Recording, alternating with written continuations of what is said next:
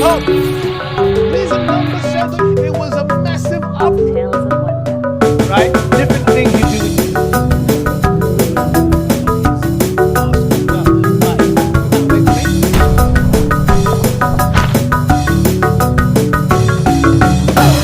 IQRA Kids TV.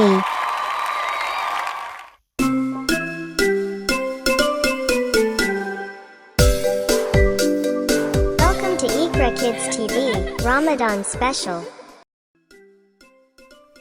Assalamu alaikum. Welcome once again. We are so excited because we've got some more viewer feedback as well. Asia, if you're out there watching, we've got your artwork. I've got it on my phone, but we're going to put it on the screen as well. This looks like a wonderful, very impressionist version of the Kaaba. It looks like it's watercolor. I really like this one. It's very good.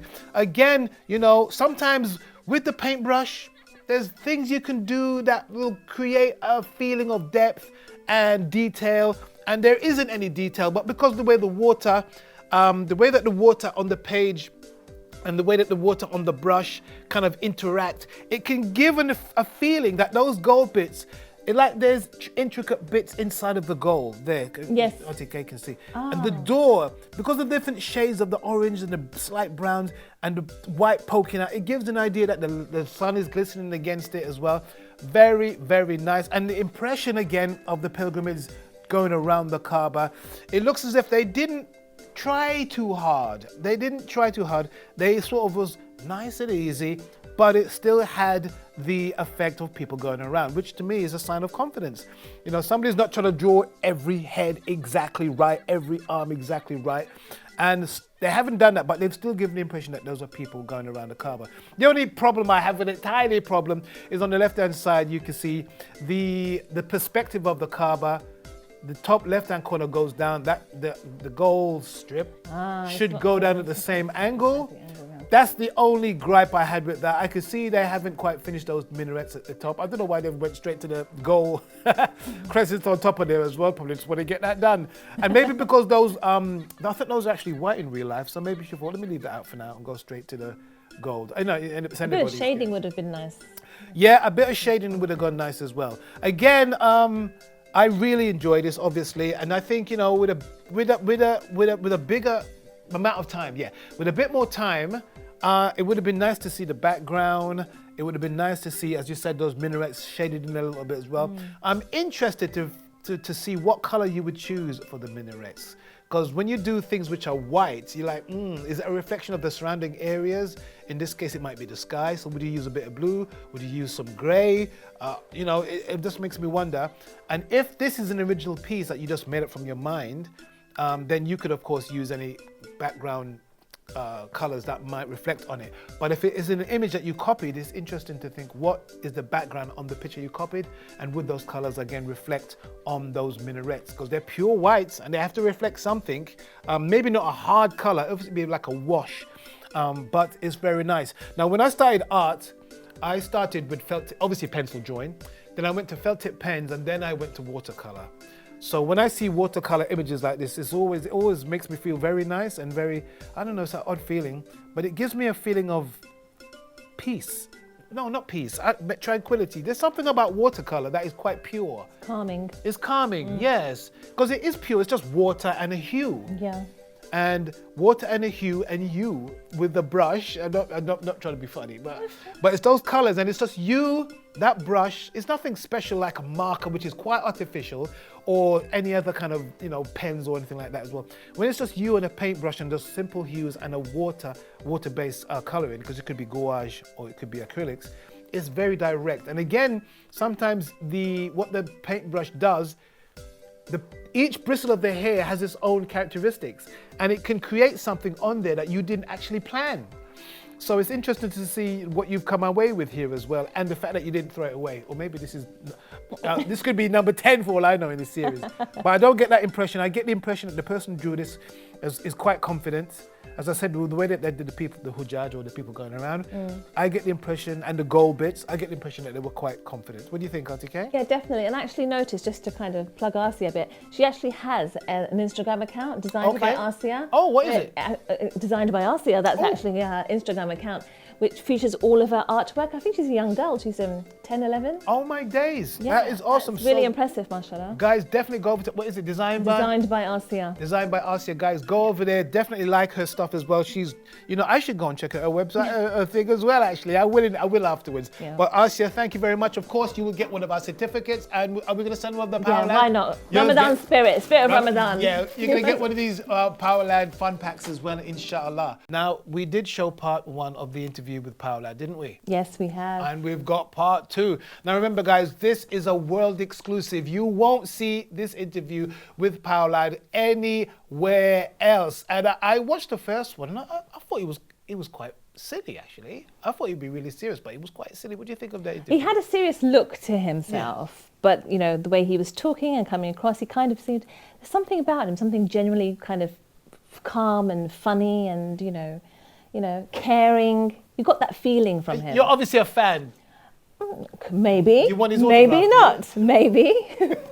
Right, For me to guys? know. So strap yourselves in, get your strength, because here's part 2 of the interview with Power Lad.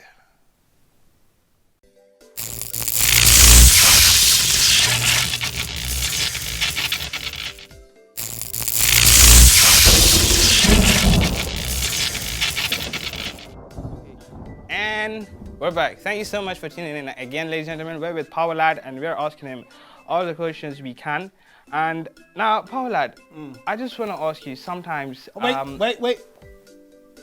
was that I can hear some screaming in Hong Kong. Supersonic, Hong Kong? Oh no, it's been sorted out. It was just somebody just lost their cat. No, it's good. You sure not the Chinatown? No, I thought somebody was dying, but someone just lost their cat. Oh!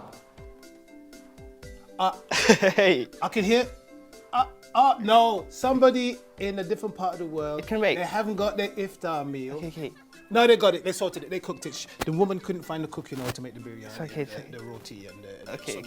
They sorted it. Okay, you can wait, Power Lad. Okay. Lives cannot wait. I mean, there are other that's my job. I save lives and I help people. But you're a vigilante, Power Lad. That's what people say. Some people call me that. I don't care what they call me. You can call me a hero. You can call me a costume dresser, a cosplay. I really don't care. At the end of the day, my main concern is to help people around the world with the powers that Allah subhanahu wa ta'ala has given me. Subhanallah. So, what made you think that when you got these powers, I mean, I'll ask you how you got them, but when you got them, Yes. when you got them, Yes. what made you feel from inside like, I want to use them for the better of the people, for the better of the humankind, mankind? Well, one day I was coming out of the masjid. Because if I had these powers, I'd be out of planet. I know what you'd be up to. Right, I was coming out of the masjid in Tarawih. I went to what country, because even though I speak with a British accent, doesn't mean I'm from Britain. Okay. When I go to different countries, I speak their language. Where are you from? I can't tell you that because people might get a clue as to who I am. Okay. The point is, I was coming out of the Is masjid. this like one of your superpowers? You got different accents, No, it's different not. It's languages? just me. It's just one of my skills. Just normal, natural skills. Just natural learner. Anyway, the point is, I was coming out of the masjid and I heard a cry, "Help me! Help me! Help me!" I was like, "Who's calling? Help me! So I ran over. It must have been about 70 miles. I had to go. It happened to be in the UK. I ran all the way to Bradford, and at the back of a masjid in Bradford, a little boy had got his bike stuck in the railings of the masjid. And I helped him, and you know, his look on his face, he was like, "Oh, mashallah, alhamdulillah." And I didn't have the costume then. He was like, "Mashallah, alhamdulillah." I says, "Little boy, no problem, it's really cool."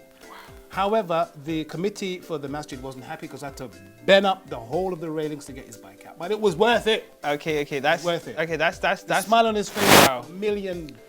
Okay, that's amazing. So, are you gonna work on getting a proper uniform? Because that looks like a Halloween costume to me, Power Lad.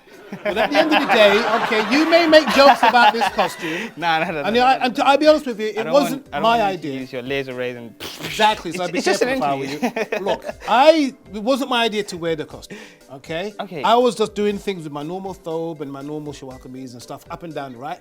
Then I spoke to a sheikh and the sheikh said to me, you know, people, they respond and Yeah. they are inspired by symbols. Yeah, You know, and exactly. I thought, you know, that's a good point. So he said, you know, you need to have a distinctive look that people, the minute they see you, they know who you are, what you represent, and to inspire them. So I agree, it's probably not something I would have, well, definitely not something I would have chosen for myself, But I know the effect it has on human beings. Symbols are very important. I mean, I'm pretty sure you know that you have your underwear wrong way. It should be inside, Power Lad. That was a mistake, so just don't mention it. Don't talk about it. Okay. I mean, it's a kid show. So, Hey. So, okay, this has been amazing. This has been so much fun. It's just that it brings me to the last part of the show, and I am sad. I will miss you, Power Lad. I mean, obviously I'm going to see you. Well, I thought you said you were doing 3 parts. This is only the second part. Okay, we're doing 3 parts then. Ladies and gentlemen, we're going to be right back after this show. Break.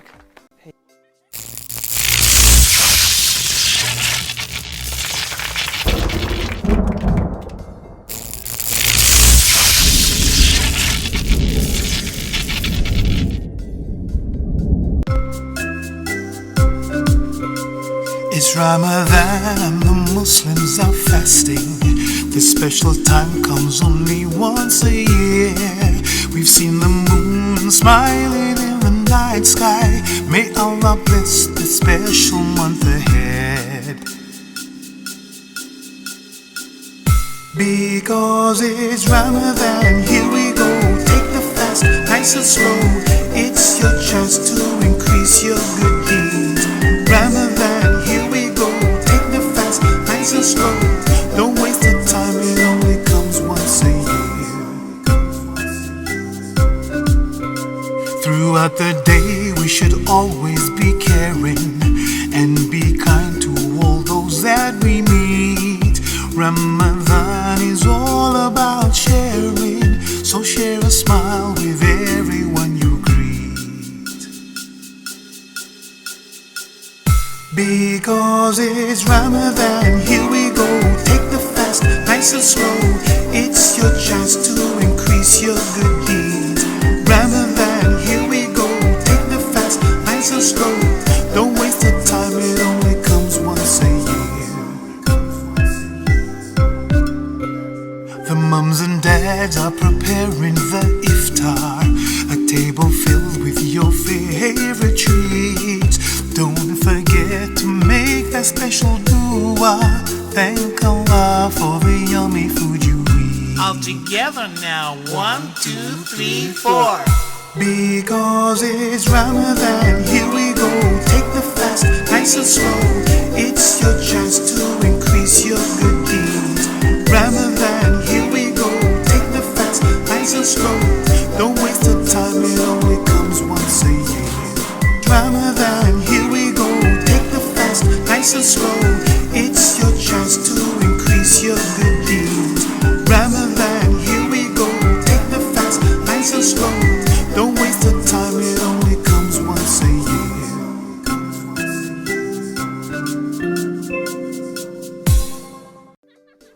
Right, good deeds in Ramadan part 2. Ramadan might be about halfway over, but you can still continue the spirit of Ramadan and carry out as many good deeds as possible. Here are a few good things that you can try out. Why not visit your grandparents? Ramadan acts of kindness can go a long way in making someone's day during the holy month. Take time out of your busy schedule and for a few hours on the weekend, visit your parents or your grandparents. They love you and most certainly want to hear about your job or your life. You can also help out with chores around the house, like doing the vacuum, sweeping up, sweep the garden, or brighten up the family room with a new coat of paint, or as simple as adding a pillow or a candle to their bedroom. Nice one. Abstain from bad habits. It is also important to abstain from bad habits, not only for your individual health, but for your spiritual health as well.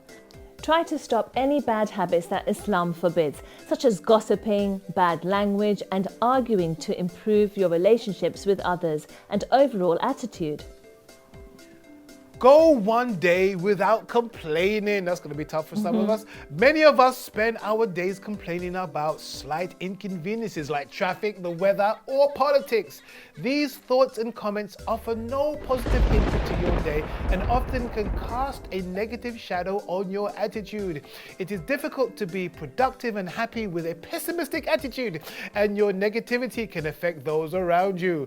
Make it your goal to spend one day at a time, not complaining, and see the positive things that spread throughout your life. Wow, that was quite strong, that last bit there, but I liked it. I think it's quite true. If you have a negative attitude and you're with people, it can spread, you know.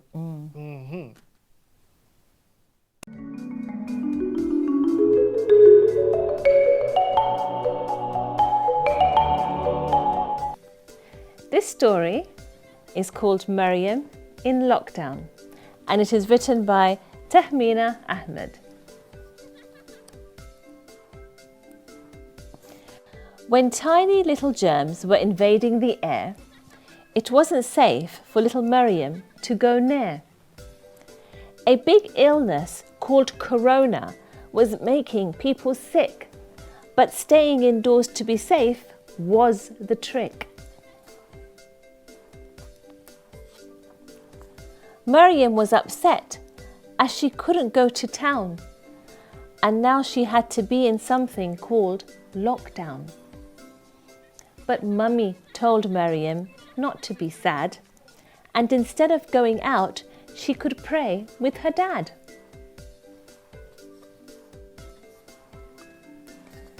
Maryam noticed Daddy didn't go to the mosque to pray. Instead, he was praying where Maryam likes to play. Daddy explained that germs could spread in the mosque by many, so he's praying at home and then will call up her granny. Maryam asked if she could go and visit Granny instead. "The lockdown is making me feel bored," she said. But Daddy said that Granny is too weak and old. The germs could hurt her quicker, by the doctor she was told.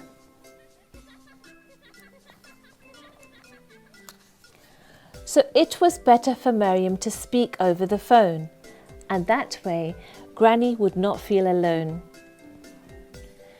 Then Maryam wanted to go next door to play with her friend Musa, who she plays with every day. But Maryam realized that germs can still spread, so she went to make Musa a nice card instead. When Maryam wanted to leave her home for fresh air, she played in the garden with her teddy bear. When Maryam was missing her school and friends, she still did her schoolwork and played during weekends. Maryam missed her Arabic teacher, so began to worry.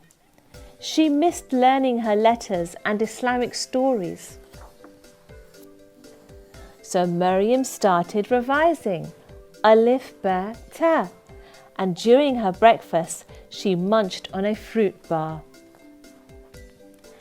Happy, yet down, Maryam asked if corona would go away. Mummy said, "Not for long. Inshallah, a cure is on its way." Mummy also said, "To Allah we should always pray, that He takes away corona and keeps us safe every day." Then Maryam said she has something very important to say. She said, "The lockdown has made me love Allah in many ways."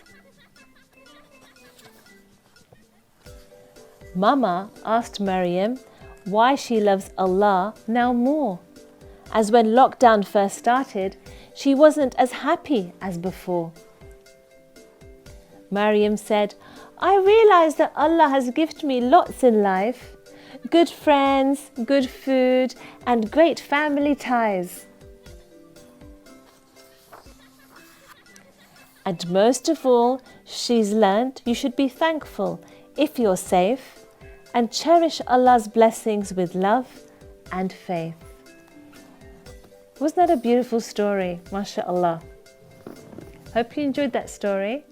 If you are a book author and you would like me to read your story here on IQRA Kids TV, do send me an email at info@iqra.tv. Maryam in Lockdown, and it is written by Tahmina Ahmed.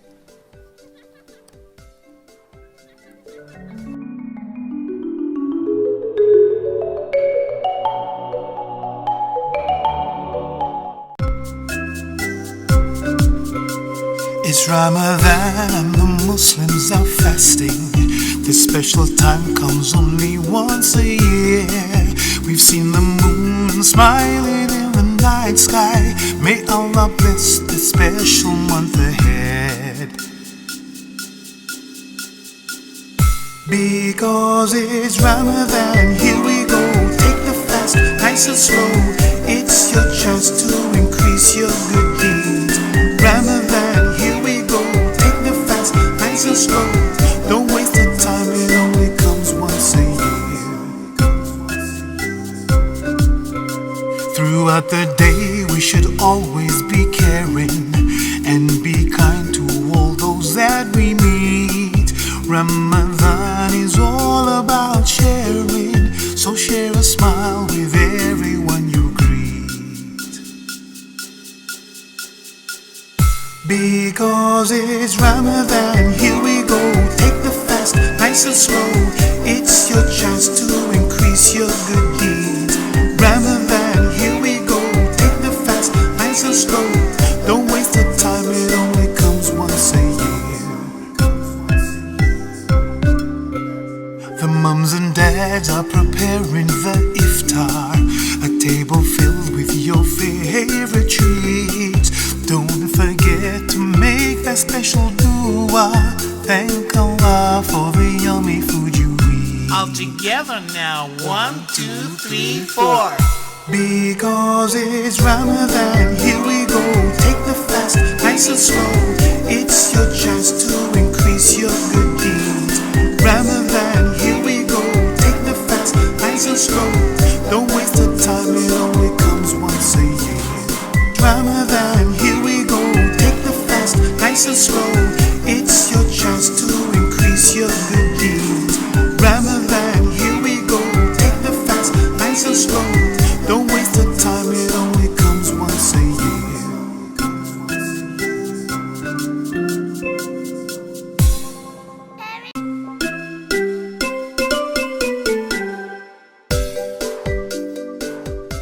Welcome to IQRA Kids TV, Ramadan Special.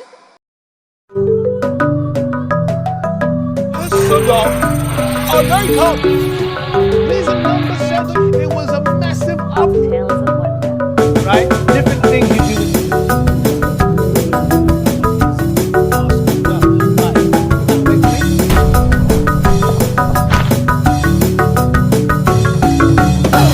IQRA Kids TV.